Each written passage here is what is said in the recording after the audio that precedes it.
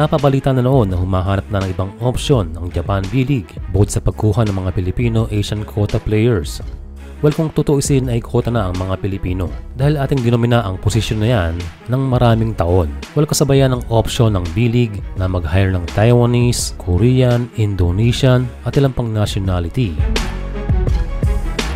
Pero sa balita ngayon ay tila exodus ng mga players galing sa Lebanon para sa next season ng B-League at sa ating nabalitaan na meron ng mga pumirma sa B1 at may mga nag-o-offer sa mga Lebanese hanggang sa B2. So isa na nga ba itong threat para sa mga Pinoy players? Base sa data na ating nakalap, may 3 Lebanese na nag-sign sa B-League B1 at mayroong 7 na nakikipag-ugnayan sa parehong B1 at B2. So matapos inanunsyo ng Japan na pwede na sila next season, ay hindi syempre magdadalawang isip ang mga Lebanese sa subukan ng lumalaking liga and of course one of the best salaries sa Asia. Dahil dyan one question, maaari nga kayong mawala ang mga Pinoy sa Japan B-League. Well, sa ngayon sa lineup ng ating mga Pinoy ay malabong mangyari yan dahil kita naman ang quality ng ating mga players. But the reality na ating nakikita ay malaking epekto ang mga players ng Lebanon sa pagkuha ng Asian import slot para sa mga Pinoy sa mga darating na panahon. And so delikado talaga, lalo na yung mga nagbabalak mag-B-League na nasa Pilipinas pa. At yan ang concern ngayon ni Kiefer Ravena na tila lumiit daw ang opportunity ng lahat. Kaya ang kanyang advice sa mga Pinoy import ay mas galingan pa dahil hindi imposibleng masilat sila in the future.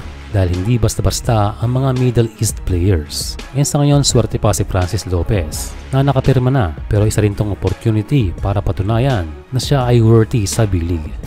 Most of the players ay katulad ng sa Pilipinas na mga galing din sa national team. Pumirma na sa bakaibang B1 B-League team ang mga Lebanon guard na sila Sergio Darwich at Ali Mezer. Well, kung nanonood ka lagi ng FIBA at mga panahon noon na nakakarap ng gilas ang Lebanon ay kilalang kilala mo sila.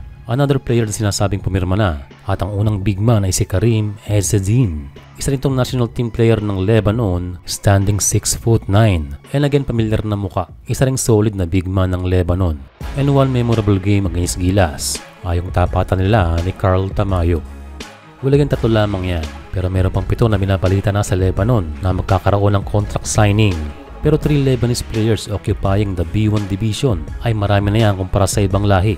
And expected na matagdagan pa. Although there are 24 teams sa B1, kaya maganda na rin dahil papasok ang malalakas na Asian import.